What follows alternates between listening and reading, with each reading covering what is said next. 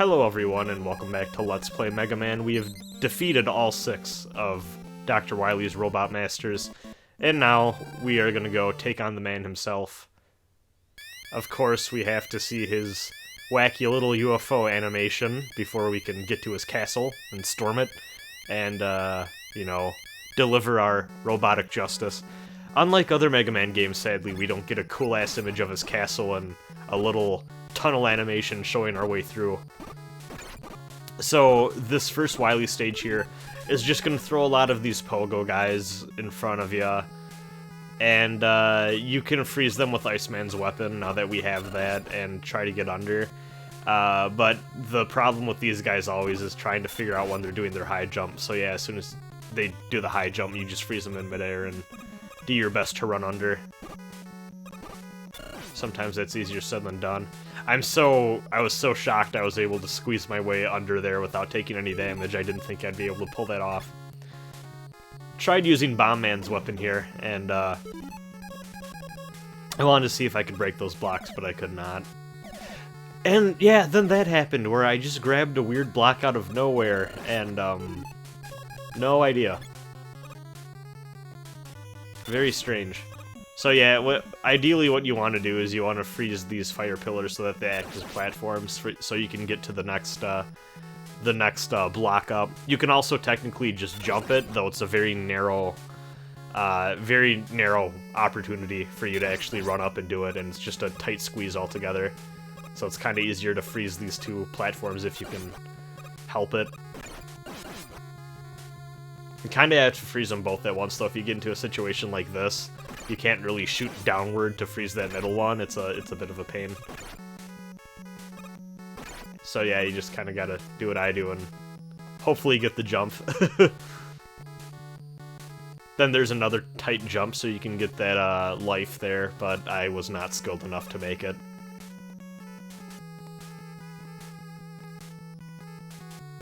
And these things are obnoxious. Right on top of you as soon as you enter. That's what the Luckman weapon is for. But yeah, like I said last episode, you know, just really good vertical coverage on this weapon.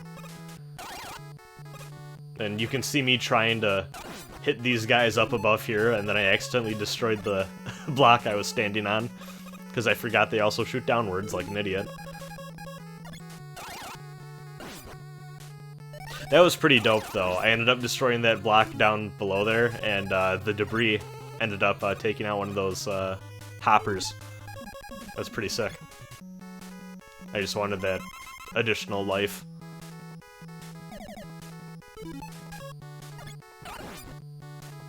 I didn't want to risk either of those jumping at me as I was landing, and possibly causing damage.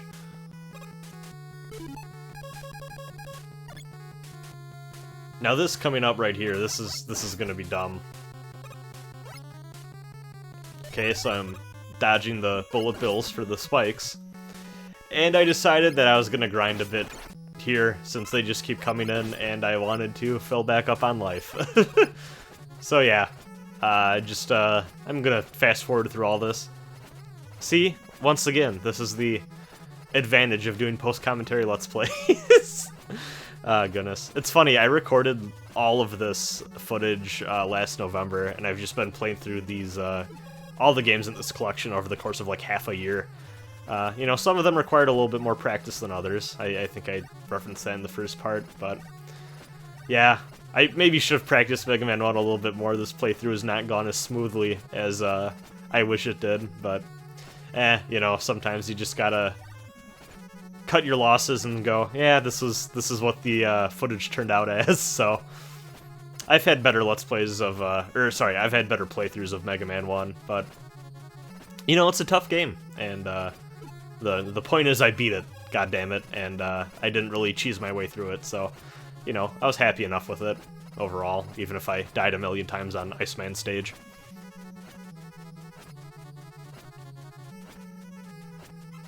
Yeah, I was not getting lucky with the drops here, unfortunately. Most people don't do this, I think, but I don't know. I feel like sometimes it's just better for you to take the time and just refill on health, you know? Again, patience is a virtue, and it's not like these stages are timed, so don't gotta worry about it. And there we go. We're basically topped off. We can continue on. And here's our friends from last episode again. Mr. Googly-Eye McPlatform Shooty. As soon as I said that, there was a bolt of lightning that just struck outside. That was actually pretty fucking metal. I wish y'all could have seen that. And there's the thunder if you just heard it. It was raining on and off today. It was very pleasant, actually. Ooh, yeah, there's some serious thunder going on. This part can be a little tricky. You gotta use the magnet beam to make these really tiny ledges, and it's easy to run out of energy. And, of course, I slipped off the ladder like an idiot, so that was not fun. So I just need to keep going back up and down and grabbing these free refills and getting shot by these pedestals. Very janky. Just very janky overall, this experience. I think I psyched myself out there and I didn't want to get hit again.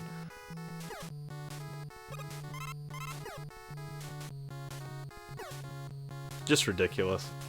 I'm doing something a little bit different for this recording setup. Normally I just record these like on my, you know, with my laptop connected to a dual monitor setup at my desk, or if I'm feeling really lazy or want to be cozy, I'll just do it sitting on my bed with books acting as stands for my laptop and microphone. This time around, I actually have my laptop connected to my TV because I just got done playing Under Night In-Birth with a few friends. And I just didn't feel like changing the setup, and I wanted to record the last 2 episodes of this LP in one go. So I grabbed a blanket, and I'm just all snuggled up on the floor of my bedroom here, and I'm just looking at my TV. Normally I don't get as big of a view when I am talking over the footage I've recorded. This boss here is, I guess, loathed by a lot of people. It is a very tricky fight. You can get this pattern down where it decides to separate. This is the Yellow Devil, by the way. I don't know if I said his name yet. A lot of different Mega Man games have homages to this boss, usually making it even harder in some ways. Though, I will say usually they're a little bit more spaced out. Part of what makes this fight so fucking hard is that you really don't have a lot of room to jump around in because it's really tight and his sprite is so fucking wide. But every single time he separates, it's always the same pattern. So once you get it down, it's really just a matter of trying it again and again and again until you can really do it right. It takes me a little bit here to get used to it again, but I do it. This is actually, this boss is a prime candidate for doing that pause glitch I showed off with the Iceman fight, too, by the way. If you really want to cheese this is one of the easier fights in the game to cheese, even. Just because, once again, the elect beam is wide and his sprite is wide, so yeah, just in one shot you can really fuck him up. And of course, if you haven't noticed by now, you can only hurt him by shooting him in that eye when it opens up to shoot. And it always opens up in a different part of his large face, so you kind of want to shoot your luck beam in the center mass, just for the maximum coverage, but sometimes you can miss if it's at the very tippy top or tippy bottom, depending on where you hit. And of course I game overed, so let's let's just cut past the rest of that level. And also just decided to downpour. I don't know if you can hear that, but I hope you're not bothered by it. I personally enjoy rain sounds myself, so I know not everyone is a fan, though, but yeah, it's storming pretty good now. Always seems to be when I want to record something late at night, it always just decides to downpour. Happens a lot when I stream, I notice, especially in the summer. Well, I guess, you know, it's turning into spring here, so weather's gonna be a little bit more out of whack and good rain. Used to be afraid of storms and all that as a kid, but now as an adult I find them very relaxing. Nothing makes me fall asleep faster than just being in my room and listening to just some good hard rain crashing against my windows. I just love it. Just perfect. You can obviously also damage this guy with the Mega Buster. I think I have only ever done a Mega Buster run of this guy once in my life, and I just wanted to see if I could do it. And it was not a fun, enjoyable experience. It really leaves not a lot of room for error, and obviously it does a lot less damage than Electman's weapon here. This is a tricky situation. One more hit and I'm dead, and I fucked up. I didn't turn around fast enough before I fired the Elect Beam. Not a good experience, and I paid the price for it. Ah! You thought I was gonna win there, didn't ya? I didn't. Never expect anything from me is the secret.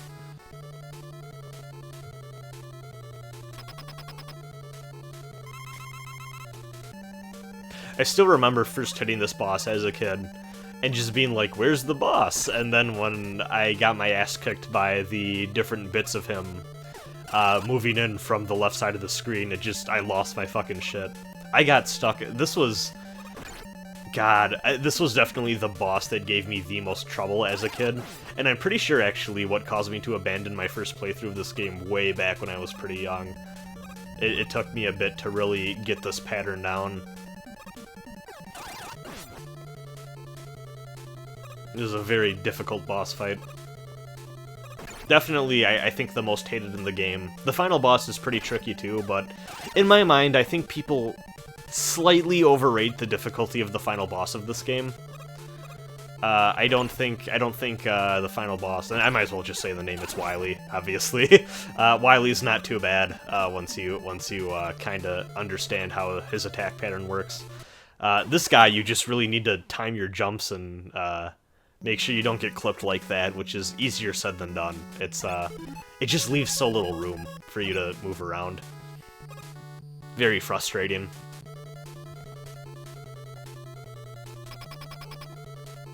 I like how he gets his own unique gate wall, though, too. That's kind of neat.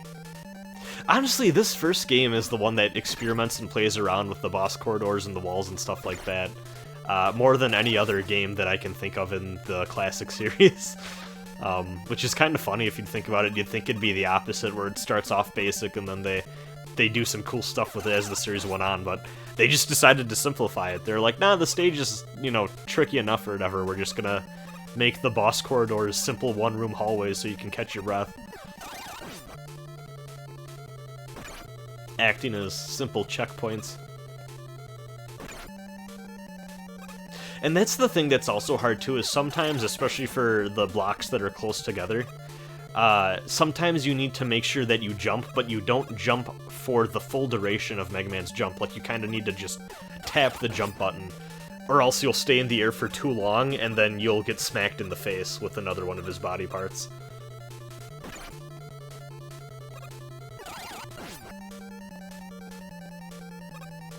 This is gonna sound really weird, but I wonder this a lot with, like, Jello-like enemies, which I'm assuming the Yellow Devil is. I wonder what the Yellow Devil tastes like. Like, if you just kind of take some of that Yellow Devil goop in a cup or something, and just chugged that, would it taste good? I kind of imagine he's like a weird, like, lemon-orange mix, just based off of his color. But I don't know. Comment below what you think the Yellow Devil Jello tastes like, please. I'm very curious as to your thoughts. Also, this is embarrassing. I don't know what the fuck happened there.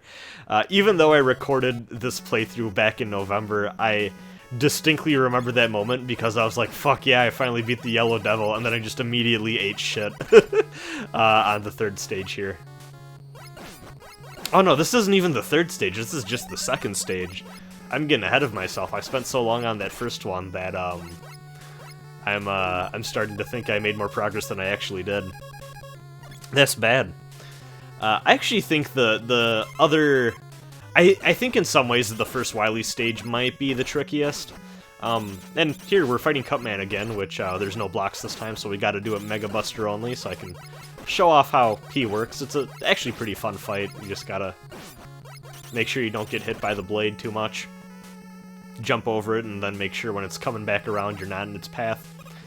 But yeah, unlike other Mega Man games, you don't do all of the Robot Masters as one continuous boss rush. You kind of fight them sequentially over the course of many stages. If I recall correctly, I think Mega Man X does a similar thing with its boss rush, where it's not just a bunch of teleporters where you gotta fight them all in a row. You kind of fight them throughout the stages. At least I think that's how Mega Man X1 works. It's been a while since I played that one, truthfully. Great game, though. What a fantastic game. A much better first entry in a Mega Man series than Mega Man 1 here. But, you know, this was the very first Mega Man game, so you gotta cut it some slack, right? I was talking to some people about how I was Let's Play this game, and they're like, oh, why'd you choose 1? And I was like, hey, I wanted to play through the whole collection, sue me.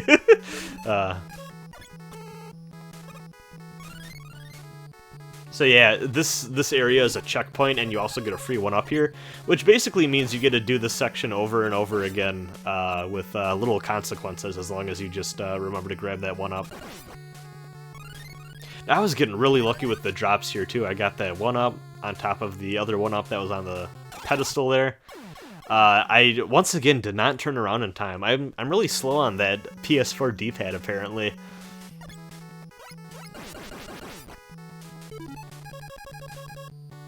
And here I am, almost forgetting to grab that 1-up right away again. Just use the magnet beam. And look at that, another 1-up, isn't that something?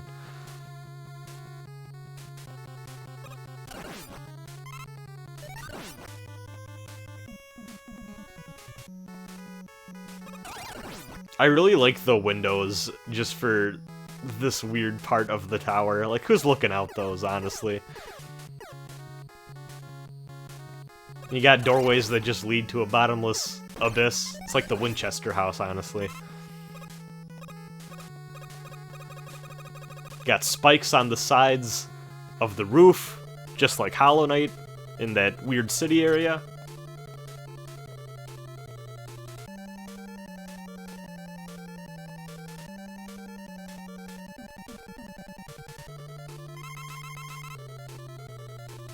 We were fighting who else but ourselves, so I could not for the life of me remember what weapon was good against this guy, and then I remembered it's actually just your Mega Buster, so I was kind of experimenting here, and then I went, wait a minute, I know how to deal with this guy. And also, are you confused as to who's who yet? Because I sure was. So all you need to do is just kind of stand in the corner here, and just keep shooting. He'll just keep jumping. Sometimes he'll hit ya, but it's not too bad. You just kind of get him stuck in a loop like this while he's doing his own thing and looking at the weird disco tiles on the background there. Slowly but surely you'll manage to beat him. Just takes a little bit. But there you have it. That's how you beat a Mega Man clone. Honestly, he played himself. Truth be told. But yeah, that's halfway through the final bout of stages here. I'll see you next time from Wily Stages 3 and 4.